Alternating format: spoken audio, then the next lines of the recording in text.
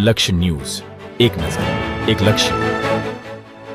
નંદાસણથી Mathasur road પર મોટા ખાડા પડ્યા છે. ખાડાઓમાં વરસાદી પાણી ભરાતા વાહન ચાલકોને અકસ્માતની ભીતિ સેવાઈ રહી છે. કડી તાલુકાના નંદાસણથી માથાસુર રોડ પર વરસાદના લીધે રોડ ધોવાઈ જતા મોટા ખાડા પડ્યા. ઉપરાંત ખાડામાં પાણી ભરાતા વાહન ચાલકોને અકસ્માતની ભીતિ સતાવી રહી છે. નંદાસણથી માથાસુર રોડ ઉપર આવાસ યોજનાવાળા મકાનના આગળ રોડ પર મોટા ઊંડા ખાડા પડ્યા છે. ઉપરાંત ગ્રીન વેરહાઉસ કંપની આગળ પણ ઊંડા ખાડા પડ્યા છે. તેમાં પણ વરસાદી પાણી ભરાય છે. અગાઉ ચોમાસા દરમિયાન આ જગ્યાએ ટ્રેક્ટરમાં બેસી જતી મહિલા ટ્રેક્ટર ખાડામાં પડતા મહિલા નીચે પટકાતા ટાયરમાં આવી જતા મહિલાનું ઘટના સ્થળે મોત નીપજ્યું હતું. 6 જૂનના સવારે પણ એક બાઇક સવાર ખાડામાં પટકાતા હોસ્પિટલ ખસેડવામાં આવ્યો હતો.